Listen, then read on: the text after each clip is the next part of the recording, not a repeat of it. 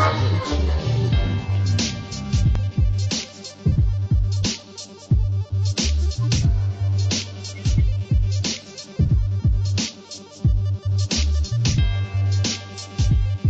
what's up, guys? This is the Hiding Our Bias podcast, and I'm Caleb Brooks, and I'm with my co-host Tripp Blackmon. And Tripp, how's things going, man?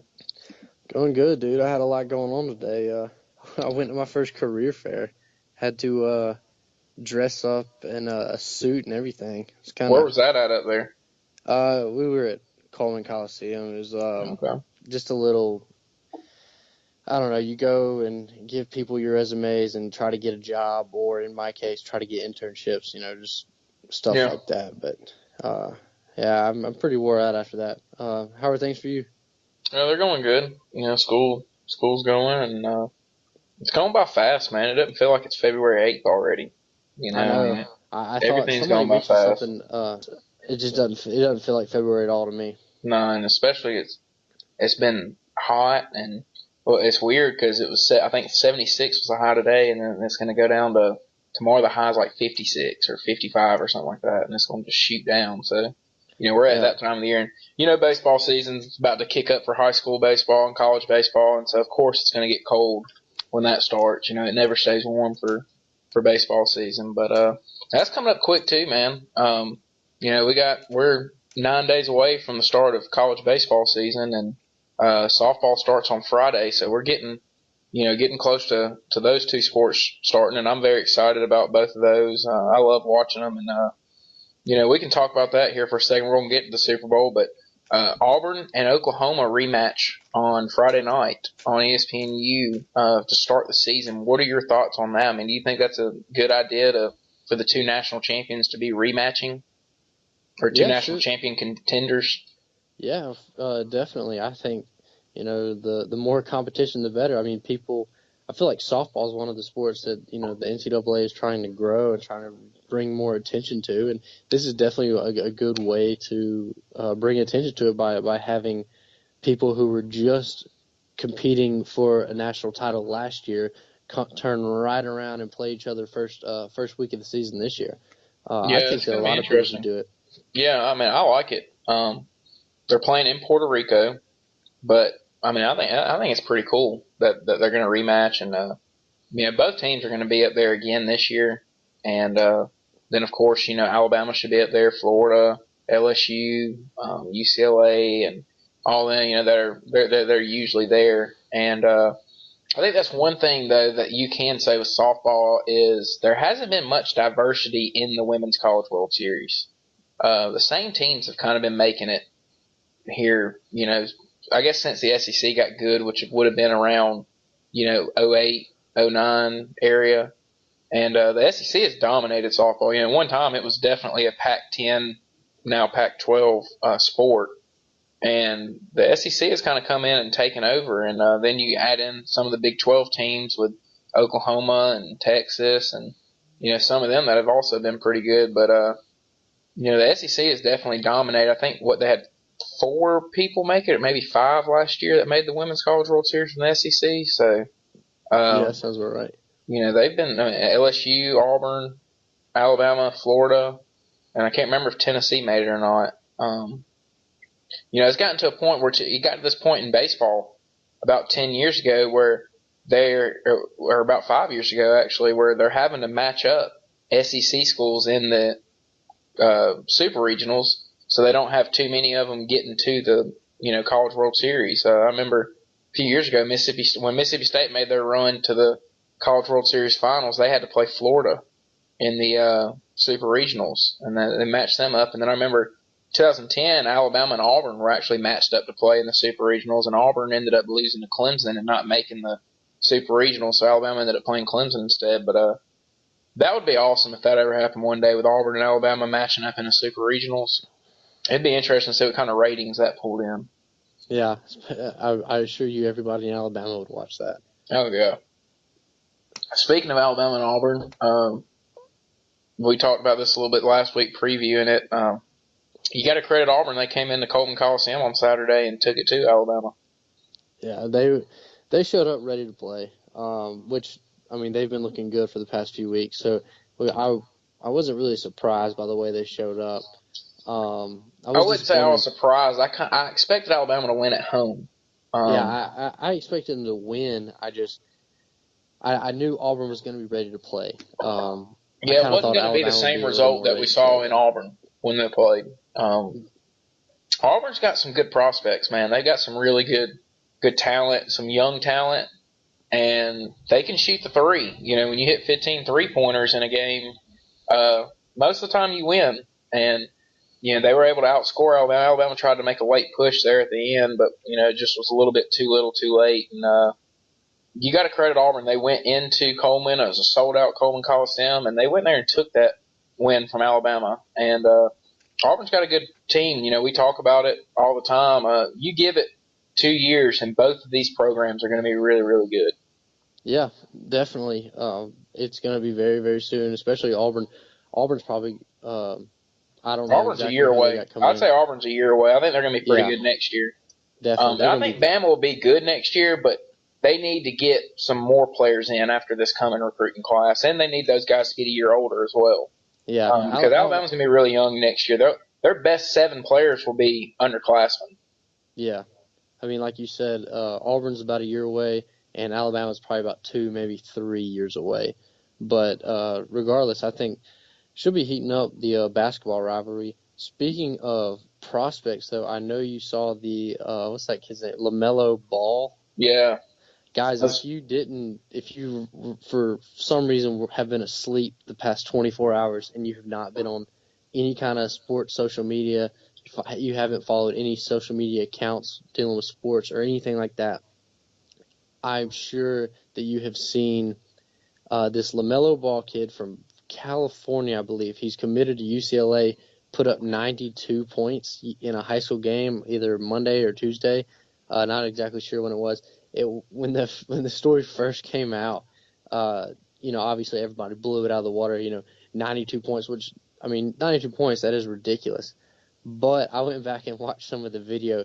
The kid, he would go down, he would make a layup, like a one-on-one layup against some small, probably 8th grader, and he would make a layup. Which, granted, the kid's a sophomore still, but regardless, you should be able to make a layup. Come back. He wouldn't even play defense. He wouldn't even. He would come just inside the half-court line, and I guess the other team would go down and completely just miss a shot, or they would inbounds it really quick after the other team scored, and he would get the ball and he would drive back and he would do a layup again. Like that's what he did the entire game. I think this final score was like 143 to like 120 something. There was It was 146 to 123. zero defense. Yeah, and that's in a So high school game. yeah, They play 8-minute quarters. Yeah, regardless, that's a lot of that's a lot of scoring, but it's kind of impressive at how much they scored. But still, if you haven't seen the video, just look for it. I'm sure it's not very hard to find, and you will see exactly what I'm talking about. No, like this kid did not play. He would make a layup and he would run, or he would basically walk to just inside half court on his end, get the pass, and then run, do another layup. It was pretty much cake, which that Yeah, fits he in. also hit some good threes though, as well. I But didn't see the threes. yeah, I it's been did on hear they were ESPN. pretty The good. 3-pointers have been on ESPN. He hit some good shots, but you are right. He kind of just hung around on the offensive end, and both teams kind of did that back and forth. And he shot 62 shots, and so he had plenty of chances to score. Right. But it's also impressive he put it in, and to score 92 points in a game as a 10th grader is Yeah. pretty impressive. It's definitely a good feat. It's impressive to do regardless of the difficulty, I guess. But still, whenever I first saw 92 points, I was like, oh, this kid must have hit like 23s. And then I click on the video and it's just him doing a bunch of layups, and I wasn't as impressed as I thought I would be. But No, but he's a he good definitely. player. He's actually been talked about for a while now. He's already getting some offers, before he scored 92 points, and his brother is really good for UCLA, and but he's already getting some offers, and he's a good player. Definitely got he's going to grow some more too. You can already tell he's pretty tall and pretty long, and he's going to grow some more. He's going to be a good college prospect. Yeah, yeah, definitely. I really think he fits in with the UCLA program as Yeah, a lot of scoring and no defense. yeah. Tomorrow night, Duke and North Carolina. That's a game that I make sure I watch. Twice a year. But when it's on, I'm definitely watching. And Duke has not been playing as well, I guess, lately. Coach K is back, and they did get in the win column on Saturday. And it's going to be interesting. I saw it's at Duke, and North Carolina is 6-7 at Duke since Coach Williams took over for them back in 2002. And Duke has won 11 of the last 15 games against North Carolina. So they've kind of owned that series as of late. North Carolina's been kind of down, the last few years until last year when they made the national championship, of course. A couple years before they weren't as good and were struggling. But they split last year. They play at Duke tomorrow night. What are your thoughts on that game? I think that Duke is going to come out fired up. They got Coach K back, and I think Duke does get the win at home. It's hard to go into Duke and win. Yeah, it definitely is. I think that they are a completely different team from when Coach K is there and when he isn't there. I don't know why. I know that, to be honest with you, I don't know a whole lot about North Carolina. I haven't been keeping up with them a lot, but I have been watching Duke a little lately. And I know that it seems to me they got a lot of, several discipline problems with guys on their team. Grayson Allen being probably the most undisciplined. I know that, there has been some occurrences that you could say that it wasn't his fault or something, but still, the troublemakers always find a way to get in trouble, and Yeah. I feel like that's a big issue for Duke. Another thing is that you can tell that some teams have kind of been targeting Grayson Allen lately. Yeah. Trying to get him in trouble, trying to get him to do something. And I could definitely see North Carolina trying that tomorrow night. So that'll be something to definitely watch for. That game's always fun to watch. I love it when it's at Duke because the student section and all it's different than North Carolina. You can see the student section. It's a smaller venue. My parents actually went up there 2 summers ago and went to both gyms, and they said that you walk in the Duke and it just looks like a high school gym. From the outside, they say it looks like a church. And you walk in and it looks like a high school gym. It's about 9,000 seats. And then you walk into North Carolina and it's like 22,000 seats. And it's a huge place there. And so I like Duke. I like watching games at Duke. I love their student section. Their student section is pretty much the student section that got student sections going in college basketball. And that game's always a big game. Those two teams don't like each other.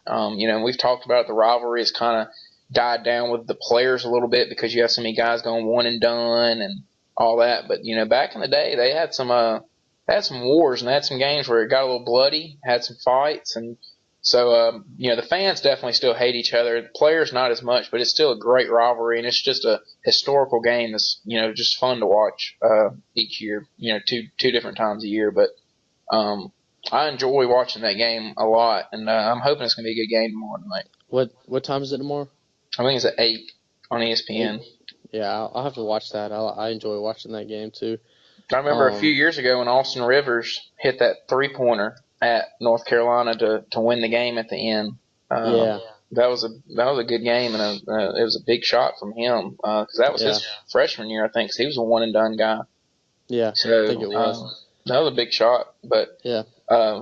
They always got fun game. I mean, it's very rare that it's a blowout in that game because both teams are always up there at the top. Duke, like we've said, has kind of struggled a little bit. They moved up though in the rankings, number 18. North Carolina sit at number 8. So you got 2 top 20 teams going at it tomorrow night. And, looking at the rankings here, Gonzaga, man, they're just staying up there, 24-0, and it's amazing what they've been able to do. I know they don't play the greatest competition, but to be 24-0 is, that's no small feat there for them. Yeah, I mean, that's definitely impressive. It's impressive for anyone to win, I would say, over over 15 games, really 10 games in a row. That's pretty tough. Even if you're playing not so great competition, but